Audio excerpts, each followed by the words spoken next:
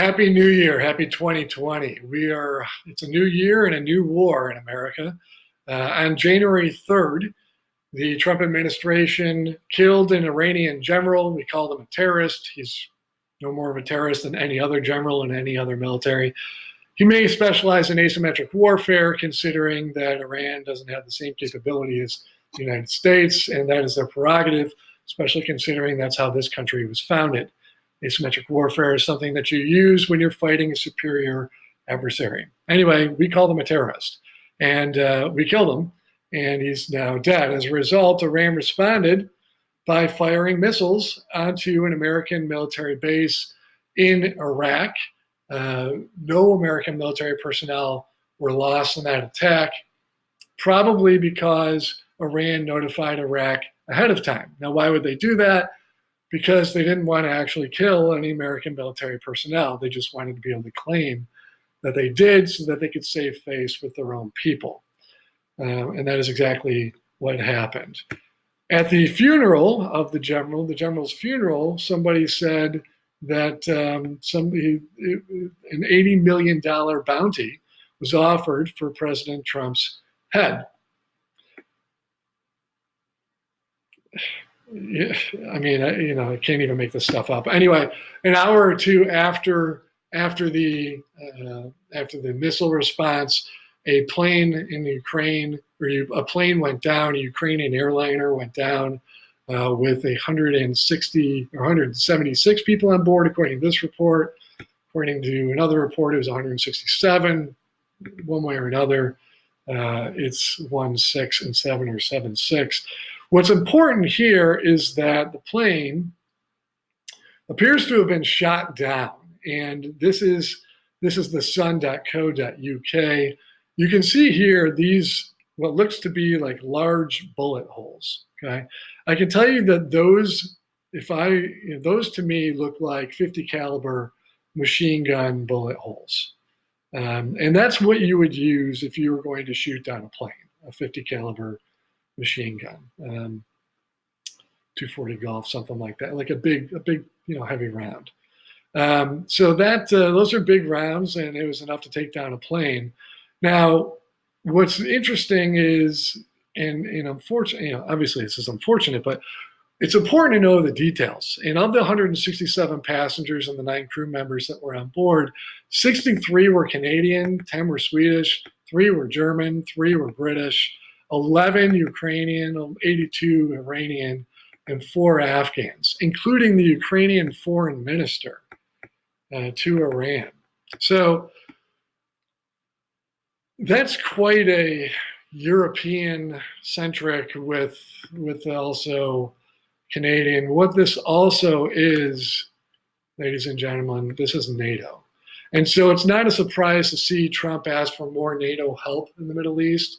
And now that if the United States claims that perhaps Iran shot down that plane, then that means that we have NATO lives. NATO lives have perished because Iran supposedly shot down a plane. Now, if you followed some of my work or some of my reports, you can already tell where I'm going with this. I'm not buying it. It doesn't make sense. Why would Iran respond if you're getting picked on by a bully? You're not going to go and pick on your bully's best friends so that next time your bully and all of his friends pick on you even more. That just doesn't make any sense. But yet that's what's going on here from the American perspective. So why then? What exactly is going on? Well, at the end of last year, at the end of 2019, December 31st, oilprice.com reported that Iran wants to start production of gas in a disputed territory. That disputed territory is the Caspian Sea. Caspian Sea is bordered by Turkmenistan, Kazakhstan, Azerbaijan, and Russia has access to it as well as Iran. It's disputed because Iran used to have an agreement with Russia in which they would split everything 50-50 because these other territories, Azerbaijan, Kazakhstan, Turkmenistan, used to be part of the Soviet Union. After the Soviet Union broke up, They renegotiated the deal, and Iran reduced its stake from 50% down to 20%. Now, notable, Iran also has, within the region, this is a pipeline map showing Iran. And again, just to recap, 70% of Russia's oil supply used to flow through Ukraine until the United States successfully overthrew the Ukrainian regime and replaced it with one that's more friendly to the West. Now you've got all sorts of competing pipeline. People are competing to build pipelines to get into Western Europe, which is the prize of the world. Western Europe does not have its own natural gas production, and yet is the largest natural gas market. Iran is to the Middle East. Iran holds 18% and 42% of oil as well as natural gas. So 18.87% of Middle Eastern oil is in Iran, and 42.25% of Middle Eastern natural gas is in Iran. So that means Iran is quite an attractive target if you are the United States and you want to control you want to control the oil and gas markets. Now, what I find particularly interesting is how this also coincides with the Iran nuclear deal of the JCPOA, which was signed originally in November of 2013. Now, what else happened in 2013? Well, 2013 was also the time at which point Iran reached sustainability or self-sufficiency. Here we are, right here. Near self-sufficiency in the oil industry happened back in 2013. And at the same time in 2013, Iran started to export. They struck a deal with Iraq to export oil and gas to Iraq and to Syria. And they also struck a deal to export oil and gas to Pakistan. So now all of a sudden, at the same time of the Iran nuclear deal was signed, Iran was self-sufficient in oil and gas production and refining, and they were started to export that in order to become a player on the world scene. Obviously, this is something that the United States clearly did not want to happen.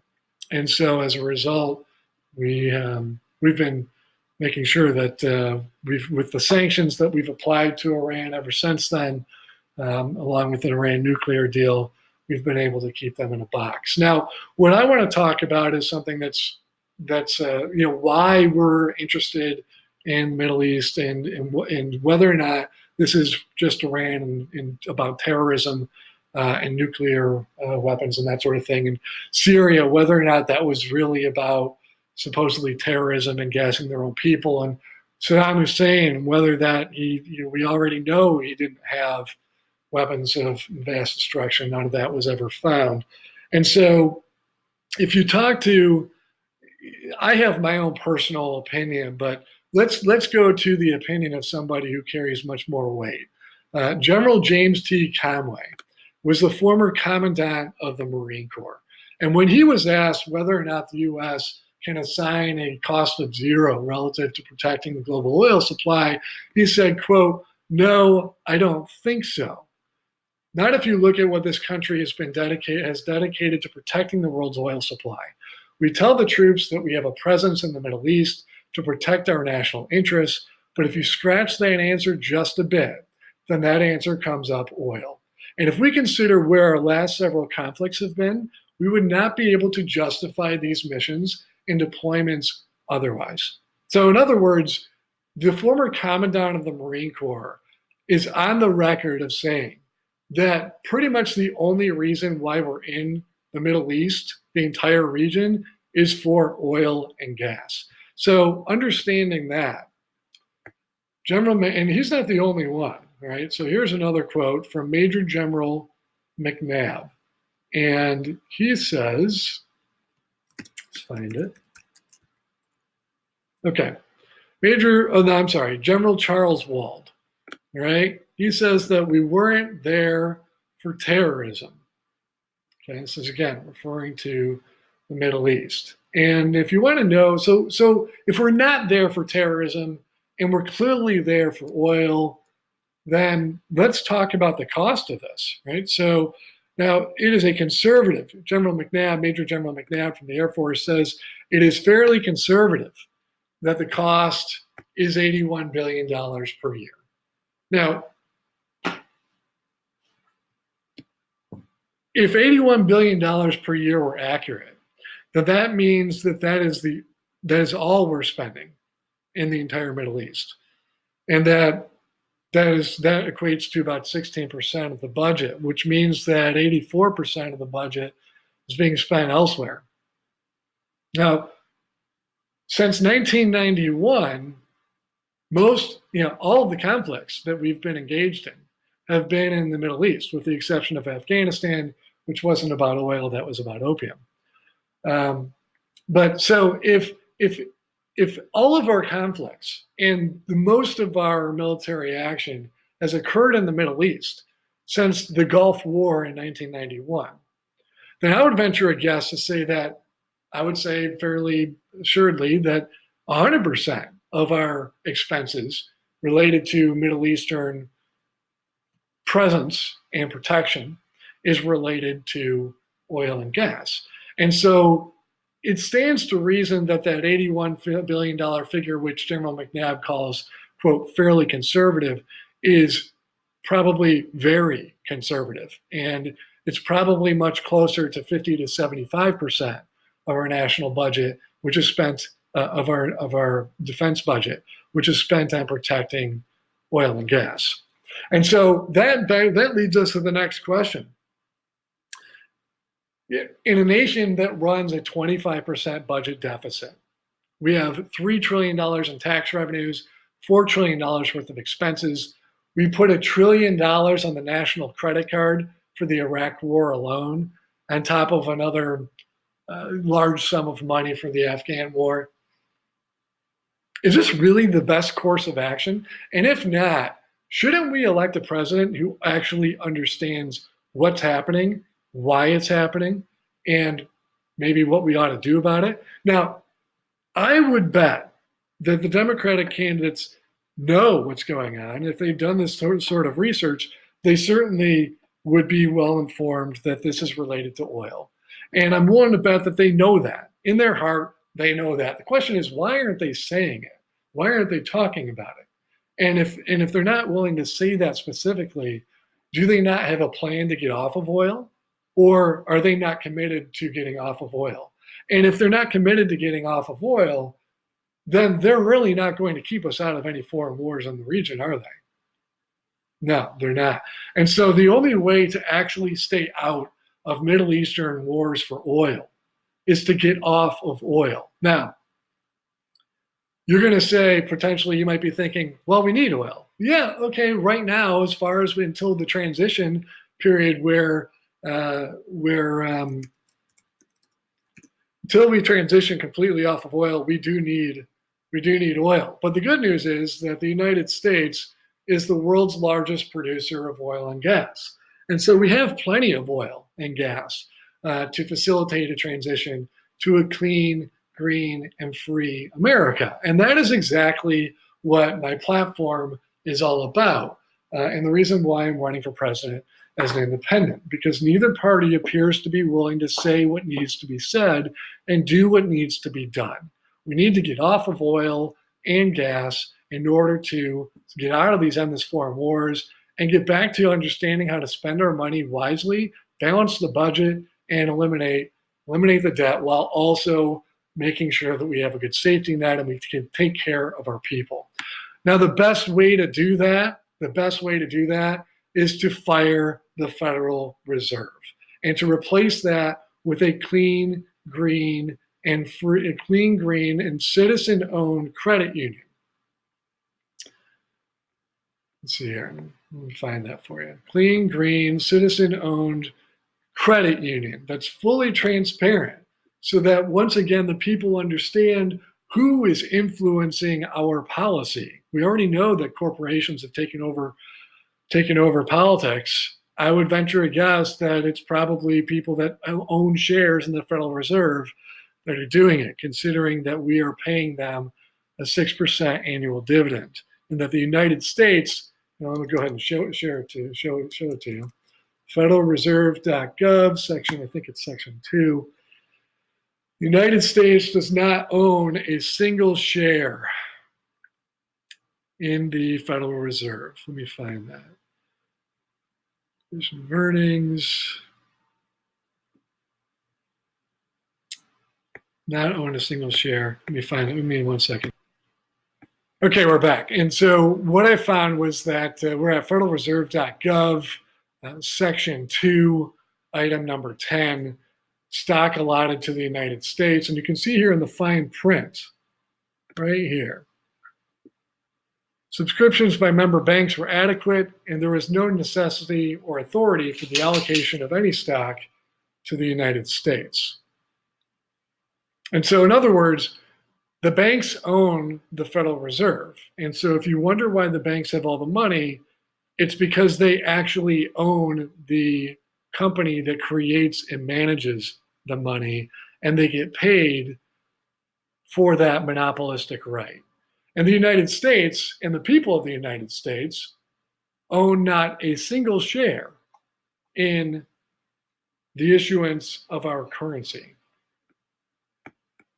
This is important for a variety of reasons, not just the concentration of income and wealth, but also that the Article 1, Section 8 of the U.S. Constitution gives the Congress, representative of the people, the power to coin money, regulate the value thereof, and fix the standards of weights and measures. In other words, it is we the people that have the right to coin money, and we have outsourced it to an unaccountable and lacking in transparency and untransparent or organization that we simply have no way to put a check on. And so if we are to get off of oil and gas, and if we are to transition to a clean, green future, we need to fire the Fed and replace the Federal Reserve with a clean, green, citizen-owned, fully transparent credit union that will give the people an ownership stake in the economy and influence over corporate policy so that we can get off of oil, plastic, gas, fertilizers, pharmaceuticals, everything that's killing our planet.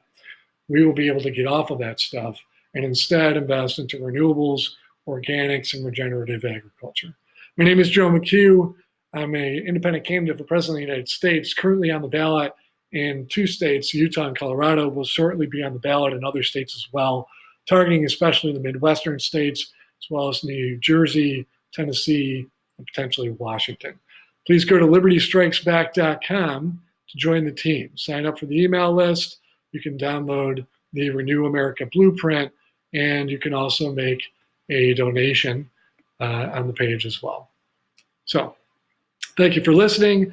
Now we know why and what is going on in Iran. It's all for oil and gas. Surprise, surprise.